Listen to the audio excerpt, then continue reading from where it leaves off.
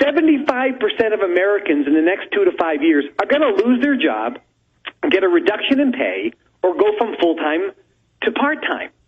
The taxes it's a designed changing our standard of living for the New World Order. Kevin, did I hear you correctly? Were you at Bilderberg?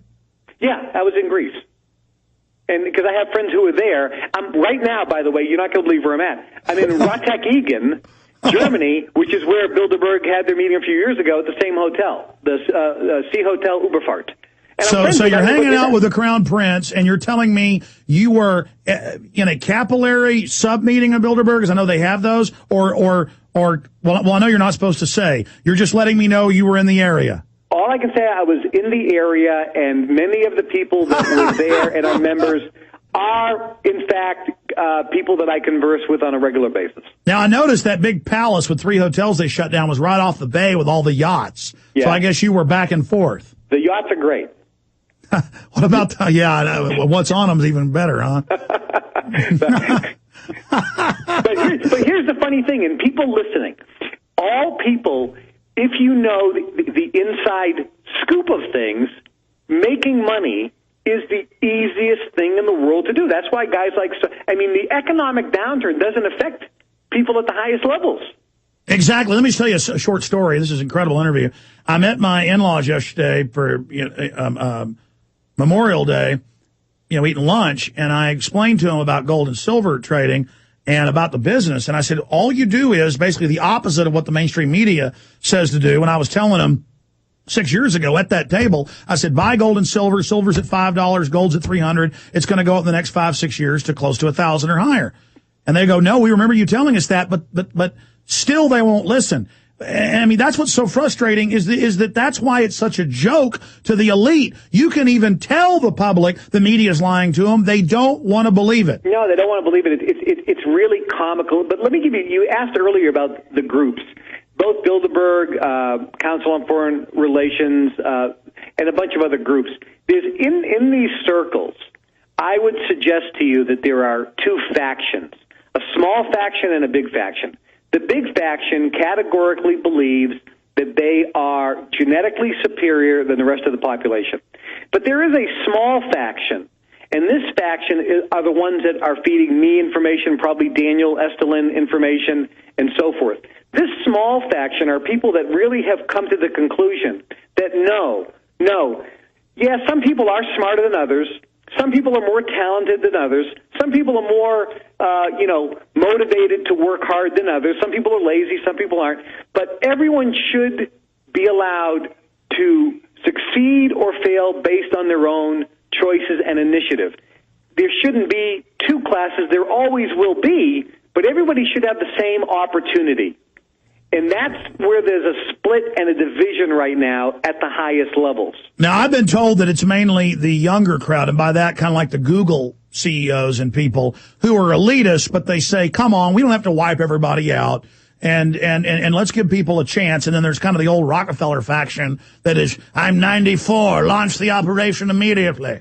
Yeah, and I'll tell you the reason why you're 100% correct there. If you look at the older crowd, they married only within themselves in that crowd. You married and you socialized only with people who are of the same, quote, genetic or DNA structure. Now, there is a lot more mingling of classes, and therefore you get the Google guys or Michael Dells, people that were born on the opposite side of the tracks but are making some serious money, and they're not, quote, the right DNA. They're not the right genetics to the older crowd, like the Rockefellers and so forth. And so that's where you have the division, and that's where you have the split. It's a very interesting time because some of these conversations, and I've been in these conversations, are really thought-provoking and intriguing conversations. I believe that, look, if you have 1,000 people, give everybody the same chance, everybody the same information, because guess what? The smart ones who really want to work hard will succeed more than the other people. But everybody should have the same opportunity. Well, again, we're talking to Kevin Trudeau. Just an amazing interview here. Very, very excited to have you on the show.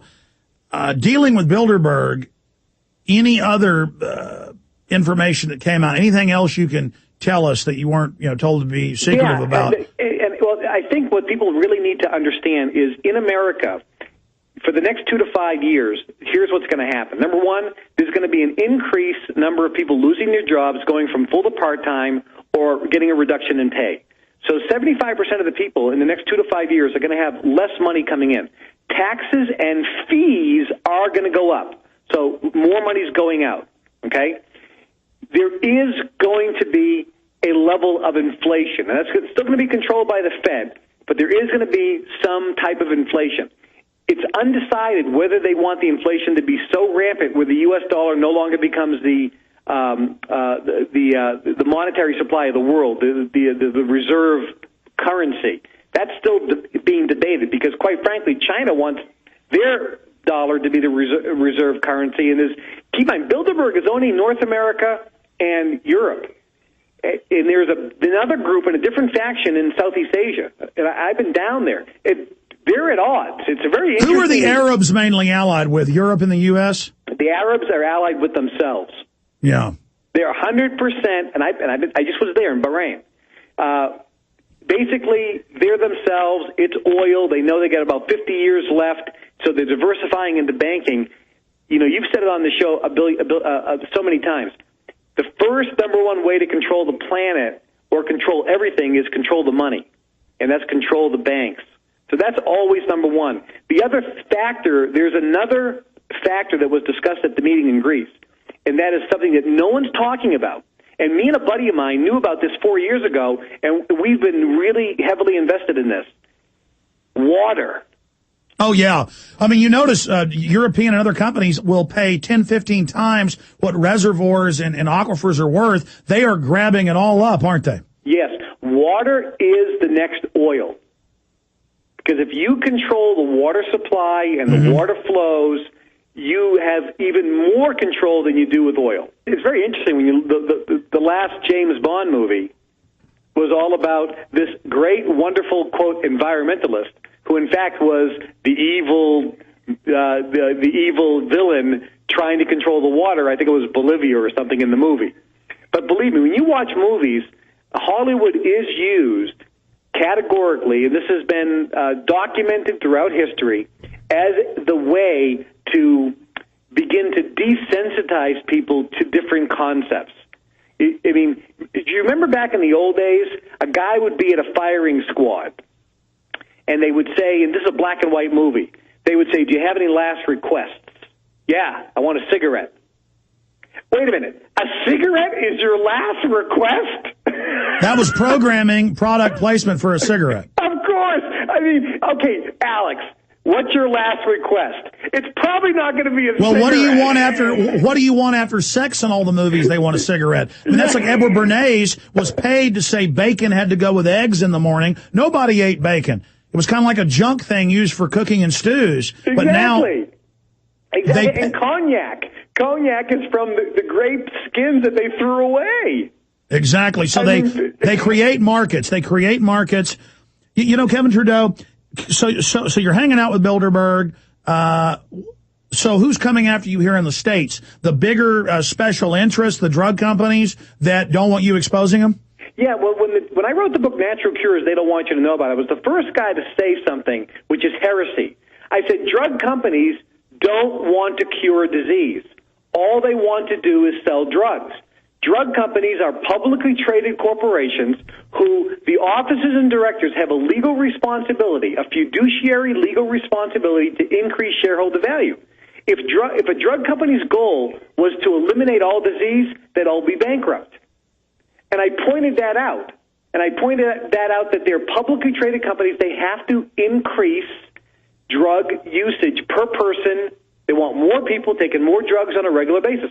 They do not want to cure disease. And when I said that, I was attacked by everybody, and the attacks actually helped make the book. You know, right now that particular book has sold over 25 million copies in hardcover.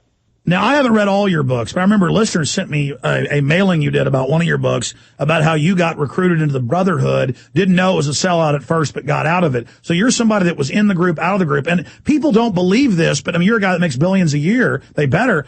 I have been approached by these groups too, and then people just can't believe it because they're living in lies.